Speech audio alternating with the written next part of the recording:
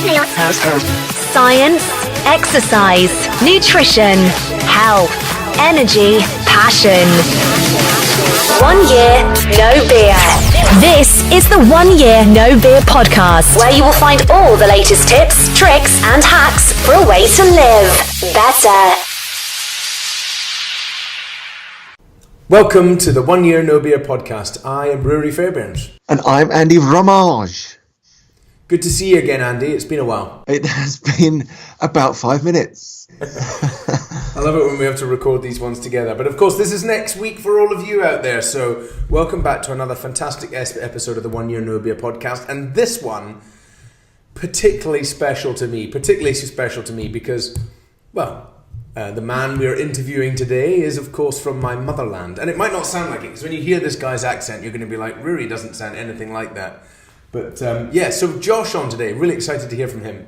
Yeah, he's a cracking guest and a real pioneer in the space of mental health. And you'll hear his story, and it's fascinating and also quite harrowing at the same time. He's a guy that, I won't dig too deep into it because I don't want to spoil it, but reached a point where he didn't want to continue with life. You know, as a very young man with the, world at his feet in so many ways, just run out of hope. And you'll hear more of this in the podcast. It was just fascinating, and he gives lots of insight into his experience, and he's turned it around. He's one of these people that's just faced life right at the lowest ebb, and he's bounced back, and now he's devoting his life to helping people, to spread the word, to talk about mental health, and he's an absolute superstar. And he's also on his alcohol-free adventures, which makes it a double whammy for us in terms of his influence and the way he inspires people. And it's just fantastic to get him on the show, and it's a great podcast.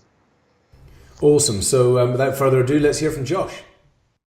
All right, Josh, welcome to the 1 year no beer podcast. Thank you for having me. It's a massive pleasure. So before we get stuck into the sort of nitty gritty, tell us all about your backstory, because obviously I've been privileged to watch a lot of this online, and lots of our listeners won't know so much about you. So let's go right back to the start. Essentially, how did you reach this point that we're having this podcast today? Yeah, so the best place to start is probably 2015. In 2015, I entered into a really deep and dark depression.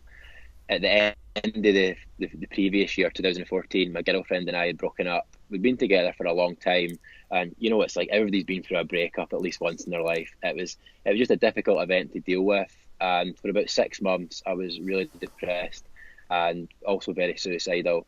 I'd been thinking about suicide for quite a long time that year, and then just hit a point in the May of 2015 where I thought, like, there's no way I can continue any longer. I'm going to do it. I'd had the idea to go and crash my car. So one night I just went out in the car and crashed at about 80 miles an hour. Somehow walked away from that and survived. And it was after that I was like, right, what the hell am I doing with my life? I've been given a second chance. I need to do something big. And decided I was going to try and cycle around the world. What did you do? Yeah, because we all know that when you go to your GP and tell them you're depressed, the first thing he'll advise is go and try and cycle around the world. yeah, that's like standard procedure. That's standard, but I was never one for convention. I've always been a bit of a maverick. You might be able to say that.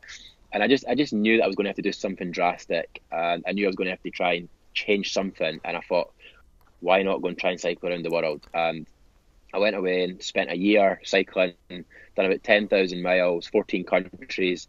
Then I had my Forrest Gump moment, which was like, I'm ready to go home now. I never wanted to cycle around the world. I wanted to be happy. This bike ride was my journey to happiness. It was a vehicle, and I got everything that I'd ever wanted from it. And by accident, stumbled upon this huge passion for happiness and personal development. I'd read about 70 books since I begun that journey, just all about personal development and happiness, and I just learned so much stuff. And I was like, wow, I want to be talking about this every day. I want to be teaching this. I want to be writing about it. I want to be doing events. And I thought, there's no point in me just being on a bike. The bike served its purpose, but I'm going to come home, and that's what I'll do.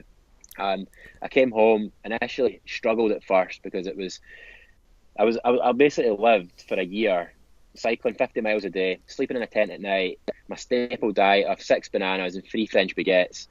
That was my life for a whole year. Yeah. And then I came back home, and I really struggled to fit back into society. And I think anybody who's ever done any long-term travel will tell you that the hardest bit of travel, the biggest challenge, is usually coming home. That's usually the biggest challenge of it, and I struggle. Talk about this a lot within our mastermind groups that we run and the one-to-one stuff. It's that Stephen Covey, circle of influence, Epictetus, what's really under your control, the great philosophers. It's exactly that. And when you realise what's really under your control, it's just so empowering. And when you realise what's out of your control, which is basically most things outside of your own beliefs, it's empowering also, because then you don't let those things overwhelm you and upset you and bring that anxiety and that depression, because you can't control who loves you. As hard as you try, you can't control your job. As best you can even try and control your health, but you can't guarantee your health or your wealth or your fame and all these things. But you can control your own emotions and your beliefs about those emotions, and then take those proactive measures like you did around diet and alcohol and all these things. That's the best you can do. And that's enough, isn't it? That's enough, I think, to create this environment we're talking about that actually leads to happiness. And I think it's just such a super powerful message. And then sort of building on from that, because I'm really interested in your adventures, because that's, again, how I came across you, was following you doing the cycling and then the Camino. So it was the cycling first, wasn't it? And then was it the sort of walking? What were the big lessons you learned on the cycling trip, for example? Oh, that's a big question. So, to paint the picture of the cycle, right? I want you to imagine this, right? Imagine that you're very depressed, you're overweight, you're unfit, you hate life, and you genuinely just hate life, right? And then you get on a bike, and then you start cycling through Europe. You start to feel happy, you start to feel healthy. You're being hosted by amazing people. You're eating all these new foods. You're reading all these books. Like, just imagine that experience. Yeah. It was. See, when I talk about that, I actually get quite romantic. I kind of almost look at that. I look at that challenge almost like a first girlfriend, like a high school sweetheart. I'm just so romantic about it. It was just absolutely life changing. It was completely in at the deep end. Like, I was so in at the deep end. When I started that challenge, my whole life, the whole 23 years of my life, I'd lived with my parents. Never moved out for uni. Never had a flat. Always lived with my parents. And then when I started that challenge, for the first 9 weeks, from my front door in Scotland to Copenhagen, I was hosted every single night by a different family, and I never lived with anybody except my parents. So it was like, that's amazing. I was in at the deep end, but it was such a life changing experience. I was meeting all these people. They were giving me food. They were giving me a place to stay. I was hearing all these stories. It was absolutely life changing. So I think the biggest thing that I learned through the cycling, the original challenge that I done, was that, you know what, the world's actually not a bad place. The world's an amazing place. Like, I had this mindset when I left Scotland that the world was really negative and it was scary and it was dangerous and it was so unequal. And a lot of that can be true. But what I realised is that that's just a minority. Like, the overwhelming majority of people in the world are nice, loving, kind human beings. And I was getting to see the real world. I was getting to go into these people's homes every night and stay with them. And it was life changing. I think also with the cycling as well, when I started that challenge, I wasn't a cyclist. I was overweight. I was unfit, and I didn't know if I could do it. I believed in myself, but I just done it. Like, I woke up every day and I put in the miles, and it was really tough. It was really difficult. But then over time, I started to get really fit. And I remember one of the days when I was in Norway, I cycled to the very highest point in Norway, which is the last piece of dry land before the North Pole. And I cycled there from my front door in Scotland. And I remember that day, getting there, it was still by far the best day of my life, just the feelings I had that day. Yeah. And I remember thinking that night, like, if I can do that on a bike, like, what else could I do? It just gave me so much confidence for every single area of my life, financially, and my work, with my relationships. Just anything I wanted to do in my life felt possible. Because if I could do that on a bike when I wasn't a cyclist and I was depressed and overweight, like, what could I do when I was happy and actually doing something that, like, I was so passionate about? So that's really what the challenge done for me. It gave me belief in myself, and it showed me that the world was such an amazing place. Let's just talk about the alcohol situation. So you don't drink at the moment. You're alcohol free at the moment? Alcohol free. Legend. And then not, I know... not just at the moment, for life. Made the commitment to it. Yeah. Really? Good man. Yeah, I'm sort of with you all the way on that. And I know when we spoke briefly, you had a really interesting story. And I remember you saying about actually when you slipped up. I don't know if you want to tell that story. It's when you bumped into someone, wasn't it? Yeah. So my relationship with alcohol has been very, very interesting. So just for some context, I started drinking at the age of 12, which is not that unusual in Scotland, in the community where I grew up. I was drinking probably every weekend from 12 until 16. Then at the age of 16, was able to go to pubs. And then from the ages of 16 to 22, it was 3 or 4 times a week for that period. But then I mentioned earlier about the life audit. Yeah. When I hit that moment in 2015 where I thought something has to change, something that I don't actually speak about this much, but I can speak about it now because we're on the 1 Year No Beer podcast. It's so relevant. Is that that moment I had where I thought I'm going to change my life actually came when I was in a pub. I can remember exactly where I was sitting. I was sitting in the usual seat. I had a pint of beer. I was looking out the window, and my whole life I've loved alcohol. I loved it so much. I was the party guy. I loved it. I loved a night out more than anything in the world. Right, that was me. But then I remember getting to a point where it just didn't do anything for me anymore. Yeah. I remember sitting with the beer, looking at it, and going, there must be more to life than this. That was the fundamental question I asked. There must be more than having to come here every week and drink this beer. And that's what got me started on the journey.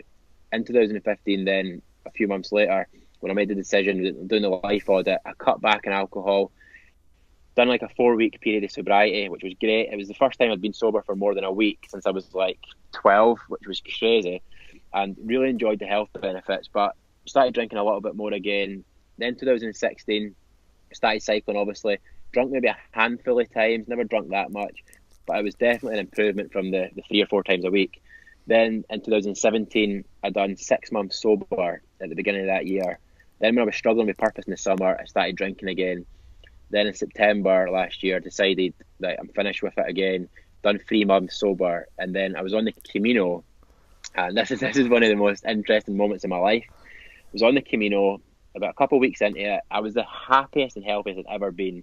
I was feeling so spiritual. I was on my game pretty much with everything that I was doing in the Camino, and was in a bar one night with some of the people that I'd met, and a guy said to me, "What do you want to drink, Josh?" And I said, "Just get me a cola." And he was like, "Oh, you don't drink?" And I was like, "No, I don't drink alcohol." And he said to me, "What, a Scottish guy who doesn't drink alcohol?"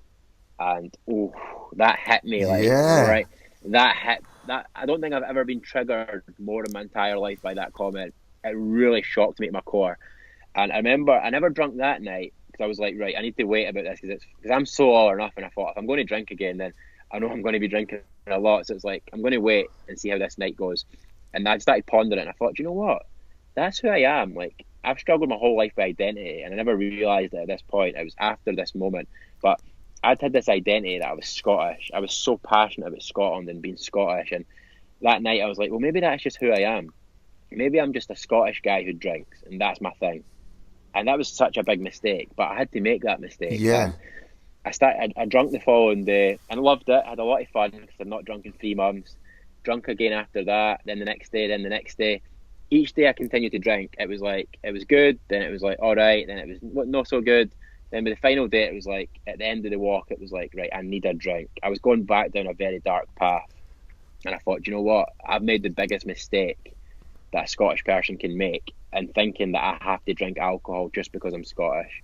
And that's when I realised that I'd struggled my whole life with identity and never even realised it. That's what we advocate at One Year No Beer. It's the challenges. It's that personal decision whether you continue on your alcohol-free adventures like myself or like Rory, drinks occasionally now and in total control. But the key message that you've said there, which is just wonderful, it's about having that awareness of who you are. And once you really understand that, and that's what this alcohol-free adventure's about for me, is actually giving yourself a bit like the Camino of going alcohol-free. It's actually giving yourself a bit of time and space to actually work out who you really are, what it is you enjoy, what your purpose is, what your meaning is, and connecting with that. And the biggest way to smash this alcohol-free adventure is aligning fully with your values and your beliefs. And just before we go, where can we find out more about you? What are you doing now? Where are you? How can we connect with you? Yeah, so at the moment, what I'm doing is mainly just focusing on my own health and happiness. That's the big priority. I know that to fulfill my purpose of sharing my journey and helping other people, I have to be the happiest and healthiest I can possibly be. So just a final thing on that conversation we just had there. To me, the reason why it's so easy to be sober now is because I have a reason to be sober. I always struggled in the past to give up alcohol because there was no bigger reason, there was no higher meaning. Now my life's purpose is the driving force in my life, and to me, alcohol is just so not aligned with that. So I don't have to think about it, and that helps so much. So at the moment, what I'm doing is I'm doing a lot of public speaking. I'm creating a lot of video content online, and I'm working on a couple books as well, and sharing a lot of information on social media. I'm just Josh Quigley on social media. If you type that into Facebook, Twitter, Instagram, LinkedIn, you'll find me on there. Legend. That was absolutely brilliant. And as mentioned, I think Rui might get you back on the show at a later date to delve deeper into some of your past, which I think aligns with Rui. But that was absolutely inspirational. I've learned a ton of stuff. But anyway, Josh, thanks very much for coming on the show. You've been an absolute star. It was a pleasure. Thanks for having me. Thanks for listening to the 1 Year No Beer podcast. For a full list of episodes and to join in the challenge yourself, head on over to oneyearnobeer.com. oneyearnobeer.com.